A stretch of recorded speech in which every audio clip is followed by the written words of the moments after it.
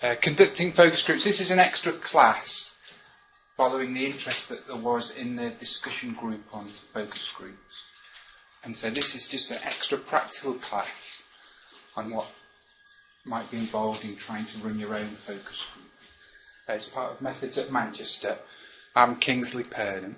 And so we'll just go over the theory of the methodology and then how you might implement a focus group in practice, and then a hands-on practical, which might fill people with dread, but that's what focus groups do for moderators and participants. Well, mostly, I say. But some people turn up really enthusiastic to be in a focus group. Some people turn up a bit reluctant, and you have to, as moderators, have to deal with both ends of that spectrum. This is a quick photo of a focus group, and it often fills you with a little bit of dread, but our interest is in, okay, this person here, all the preparation they've gone through with their question schedules, and their body language and the meaning in which they might order and ask questions and capture comments and views. And then we're interested in all the interrelationships between these people, right from how they got to the room, what incentives they were given, where the room is, which people didn't turn up, the extent to which these people might already know each other. Is this person here the one doing all the speaking? Are these people here quite quiet and they're not saying things? Or does that person know that person? So, quite often it's not as straightforward, as simple as you might imagine. Because we're not solely aiming at just collecting the individual views of those people around that table. We're trying to get some idea of how their views might be informed by the discussion, or how they make change in relation to other people's views. We're not seeking a consensus from them particularly, although some focus groups do. Some focus groups try and seek an outcome. But in more social science rather than market research, we're interested in exploring an issue. So we might run a focus group to help us define and specify another research instrument such as a questionnaire. And so we might think about, well, how would we measure a particular issue, and ask people in a focus group how they thought about an issue and what they thought a good way would be to capture their views on something. So we'll come back to that. As I say, that's me. I'm based at CCSR, which is home to Methods at Manchester. I'm sure you know CCSR. They're based downstairs. They mainly do a lot of quantitative research, but often use qualitative methods to design those instruments. So this is the research group I run. So I'm changing people's behaviour, and we use lots of different methods to try and capture that research area. So focus group experience. I've run focus groups where I've been involved in the design, the specification of the methodology across the public and private sector, but I've also been one of those persons who just gets given the bit of paper and says, go and run a focus group there with the question schedule, turning up at, say, a town hall and trying to engage people and quickly learning about the research area if I didn't know that much about it. So I've got quite a wide range of experience of running focus. So here's some selected readings for focus groups. So there is quite a lot of academic literature, but we're not really interested in that today, but you'll be able to grab the slides. But as you see, this is just a quick glance. Using focus groups to discuss sensitive topics with children, introducing focus groups to medical research, focus groups and alternative research practice. So there is a considerable amount of academic literature around about using focus groups as a methodology, never mind reporting research findings that just have happened to use focus groups. So, but although you can go away and read that, I would recommend that, saying you're bidding for some research, for some funds, and one of the tools you're putting in the methodology is focus groups. I would go and look at some of those references and see what has worked and hasn't worked, but or you're going to use some in your own research. But this workshop is really about how to run focus groups in practice. So what are they, why use them and when, different opinions on focus groups. That does involve some reference to academic literature. And then why are you using them? So focus group is small group discussion focused on a particular topic facilitated by a researcher. So I think we can all leave that to one side. And so some of the debates here, I'll go through some of the literature first. So it's about the dialogues that might emerge through people discussing or talking about an issue. What one person thinks is sensitive, another person might not think it's sensitive, or what someone has a strong view on, another person might not. And you're interested in how their views might change or influence each other through the time period of the group. So a different understanding of a problem or an issue might emerge. You're not really interested in, if it is 12 to 14 people, their individual views. You might collect those and you might make a note of them. You might make a note of strong differences that emerge that are obvious, say between men and women, or particular groups. But you're interested in exploring an issue, okay, rather than people's individual views on that issue. Sometimes people take people's views at the start. They might have a series of demographic questions, and let's think about it in relation to what are the most important issues to you in relation to the next general election, and then you might see if those attitudes and views change at the end of the group, having discussed some particular issues. So we're interested in how people express their views, some issues about how they might interact. So aims and advantages of focus groups. So the focus is on the group. I've given you quite an academic or social science view on focus groups. In a marketing perspective, they may just be interested in 12 individual opinions. So they are used quite differently across different sectors. But in social science research, the emphasis is a bit more on the group. So how do people express their views? How do they justify them? How do they articulate them? Once they've expressed their views, to what extent are they prepared to defend them? What information do they utilise? What facts do they articulate? So we might be interested in, say we're interested in people's attitudes to David Cameron and his the way in which he communicates. And we might have a group of, say, young men, and we might get their views at the start. We might know which way they vote, for example, at the start. They might just have put that in a questionnaire. We wouldn't necessarily ask them that, because that might be considered quite a sensitive question to answer in front of everyone before discussing their ideas.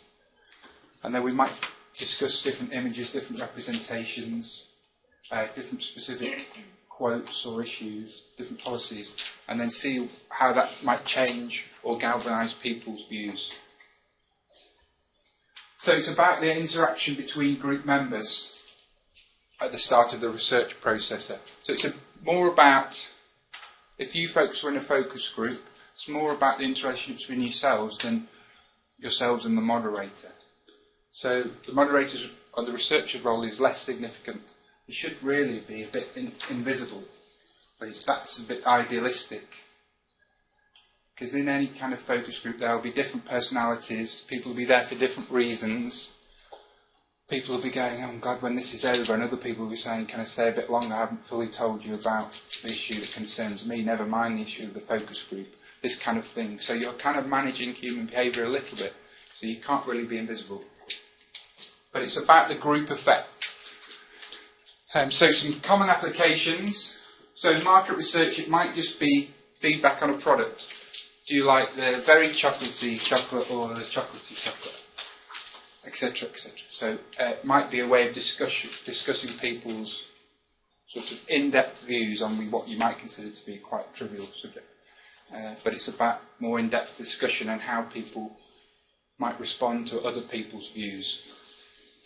Quite often used by political parties. Look at voting intentions and preferences. So what would make you vote Conservative? What are the key issues for you? So it's beyond the yes and no, because you could ask that in a survey, and then you could generalise that to the population. So you could say 60% of working mothers were going to vote Conservative if A, B and C policies are introduced. But how you get to that, how you might get to asking that question, but also how you unravel why those issues are important in relation to other issues, and the balance of that is often best explored more in depth and more qualitatively. Quite often used by local authorities in relation to service provision, frequently used by NHS and primary care trusts to examine the experiences of patients in hospitals. They might often be used in collaboration with a survey to capture the views and experiences of groups that weren't captured in a survey. And they wouldn't necessarily have the same status as a representative survey of a population or an area, but they would be used to fill the gap in the evidence, and they then might be used as a way of building a more detailed picture of a particular population through a secondary survey.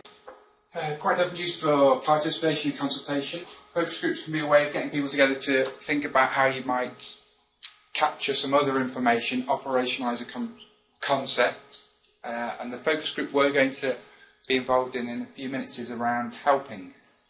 So, what sort of people help? Is it a good idea to help? What sort of things constitute help? And that might be used to inform some research, or it might be used to inform government policy, it might be used to inform the way in which a voluntary organisation is trying to reach out to its target population. Focus groups might be used as a form of triangulation to complement other research methods, as I've mentioned, and they might also be used at the end of the research methodology to try and explain, for example, some survey findings which are raising more questions than they'd answered. So, how do you organise a focus group? So, participants and incentives. Think about the question schedule. So, what questions are you going to ask? Where is it going to be held? So, if you're asking about the university, is it, for example, or say a hospital, is it fair to use a hospital room or a university room? People feel comfortable. So, for example, say you go to a focus group about the university employment practices and you're in a university room, do you feel comfortable to talk about the issues which might be concerned to you? Or would it be preferable to have a more neutral venue? The role of the moderator, that's the person normally at the front, but at least the person starting and ending the focus group, but hopefully they're not just at the front directing things. How you might take the notes, transcribe them, and then how you might analyse the data. So, the role of the moderator. Now, here's quite... not all focus groups look like that. Normally, obviously I'm just talking from my experience, these people look a little bit like they didn't want to be there. I definitely not that keen on being there. And it's normally a scruffier room than that.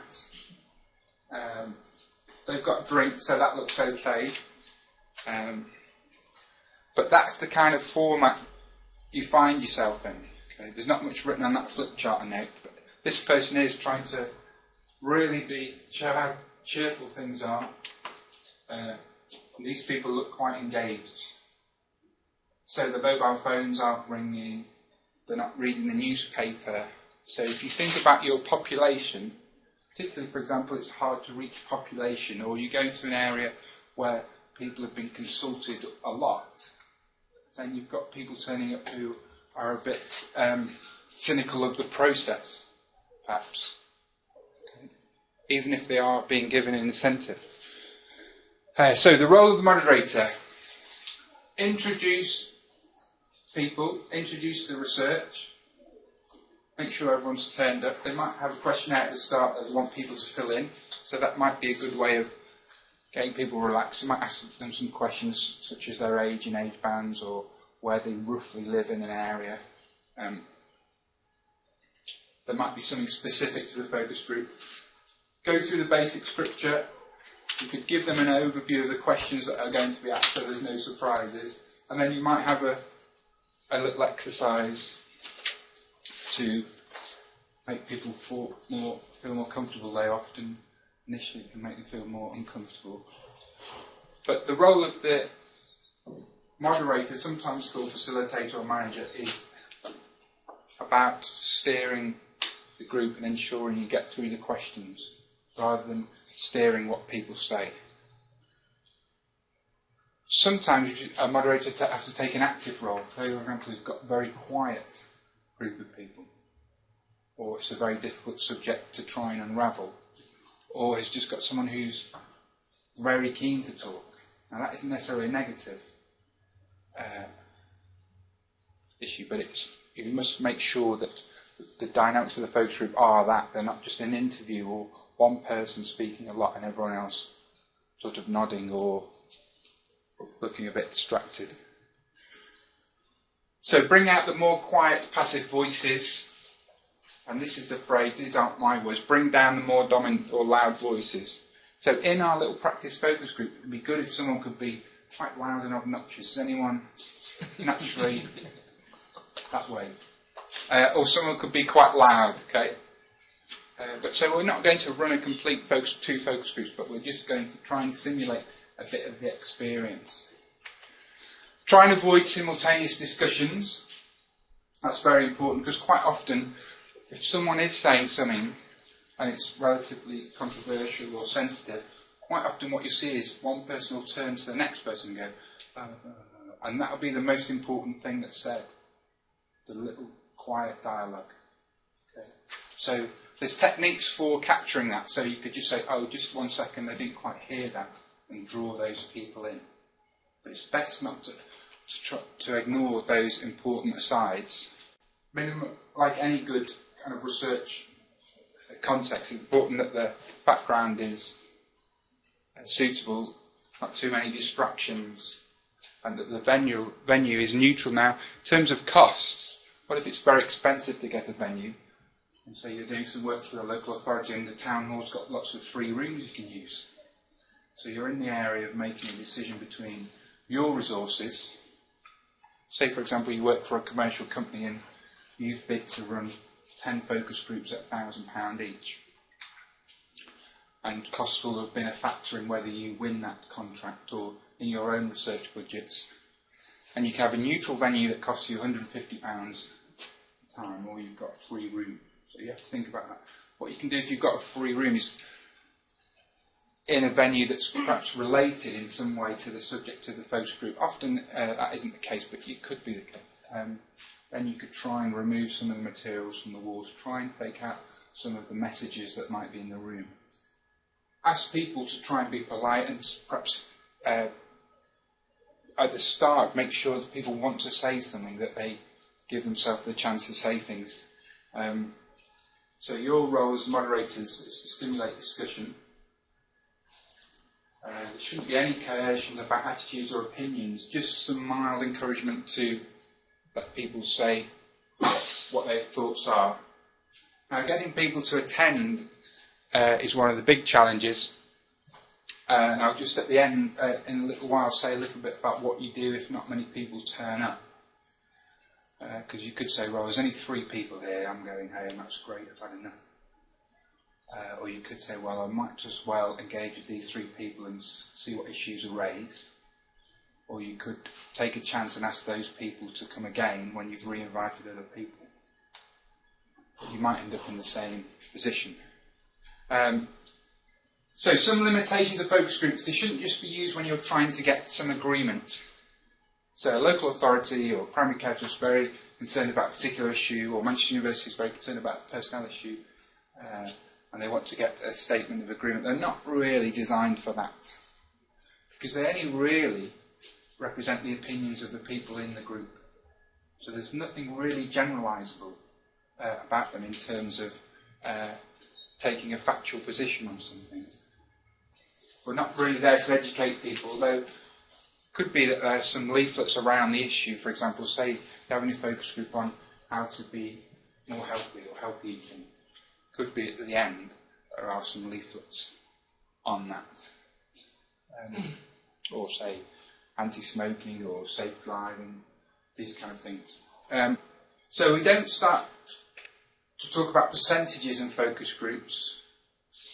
They're really just to inform the theoretical thinking, or to draw out some more detail around some other research findings, or to assist in the design of another research instrument, or to inform policy thinking rather than policy decisions. Sometimes in research reports might say, on the whole, the majority of the people in the focus group felt this. But that's as far as you can go. That's how generalisable that research instrument is. So in the focus group that you went to for the University of Manchester, they can't say, the University of Manchester staff think this, because we conducted a focus group. It's ungeneralisable. Whereas if they'd done a random survey of University of Manchester staff, and they looked at the statistical representativeness of the survey, and 50% of people had said this, then they could talk about that as being representative of all University of Manchester staff.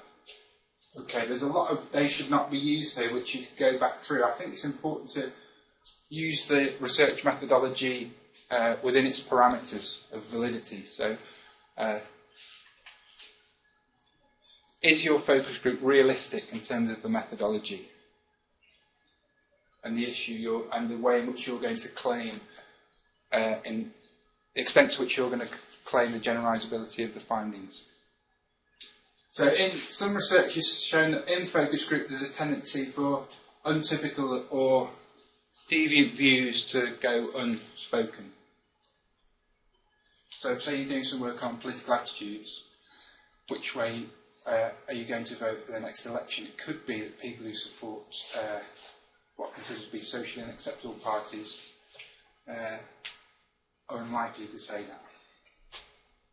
Or they've got views which are not considered socially acceptable. They might be unlikely to say that. So that goes unmeasured. Having said that, you could get someone who's very confident, very forthright in the views, and they then take a position, and then other people's more moderate views might go unreported. So it can work both ways. So group composition is quite important consideration. More commonly, people are strangers. They're just on say for example, a local authority list of, they might be part of a citizens panel, and they've agreed that occasionally they're happy to be invited in to be part of some other research. Or it could be just volunteers from an email database or staff database or membership. It might be a Conservative Party's membership list. They're happy to be invited in to be part of other research. Traditionally, it used to be that focus groups would be with one group of the population, so working mothers or retired men or young adults, etc. But if you're thinking about, all relates to the research questions. So if your focus group is, say, on local people's views on the priorities for their local authority, then you might have a series of groups with particular populations, and then you might have a group with lots of different people in terms of, say, age, gender, ethnicity.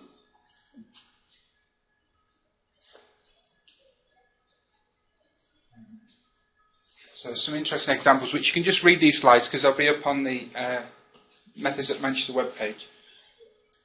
There is an issue in the focus groups how you manage people who might disclose information, how you handle some information. Say someone mentioned in your focus group about, say for example, bullying or sexual harassment in the workplace. What do you do in that particular issue? And you need to be prepared for those kind of scenarios. So it could be that there's some issues with disclosure outside of the particular focus of the group. However, at the same time, if it is a focus group which might be looking at, say, problems in the workplace, you want to make people comfortable to be able to express that. So focus groups shouldn't be set up to just be antagonistic. They're not really very good tools for that. You're just trying to get a greater insight into what the participants in the focus group think about particular issues and how their dialogues may influence or draw out their different views. I've said a little bit about over-disclosure. I think it's less common to have a group of people who know each other. Sometimes it can be. They can be a focus group of people who know each other. So it could be service users, say, a drop-in centre for advice, and the people have known each other in another context, so they're in a focus group, and that can bring in some additional complex issues. we must ensure that no harm comes to the participants. And so it's difficult to control that beyond the parameters of the group. But what you can ask people to do is not to repeat things that have been discussed in the focus group. But you can't guarantee that. And like with a survey, for example, you can say, we won't ever disclose the information you gave and it'll be on a secure computer. If I'm in your focus group and you said, your line manager's a bully, or this person doesn't mind drink driving, or this person supports the BNP, or this person supports the Labour Party, or this person thinks this, then it's very difficult as a moderator, that once that is outside the group, to control information. But you can ask people to sign that the information given in the group should not be discussed elsewhere. So quick tips: ensure that everyone has a chance to contribute. So you have to think on your feet a bit there. It can really be draining being a moderator.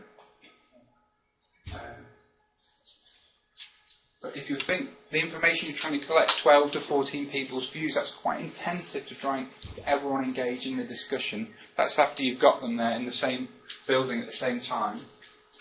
At the end, think about summarising people's views and key points. So traditionally, people write notes. Okay, the moderator will make some notes. Sometimes they may record the focus group and transcribe it as a record. That's quite good as a record. And with digital recorders, it's quite good to have that kind of backup in case someone queries something that's reported. You would never say the person's name said in a focus group, but you might say one person in a focus group said this very insightful thing about their local area, which highlights something that was found in the survey. You might articulate the information like that. It could be a query, but it also could be if you want a word-for-word quote to highlight to you're writing a government report. Policymakers tend to be quite keen on the percentages and then very keen on a sort of snappy quote that kind of captures what the survey percentages might be saying. So tend to write on here. You might want to keep your own little note about people who said things, or don't just keep a little score. It's quite a difficult environment to balance everything. But at the end, show people, or you might want to say, okay, this is our summary page. To the 10 or 12 questions, this was in general the views, or the feeling was about this was this, or on this issue there were very different views.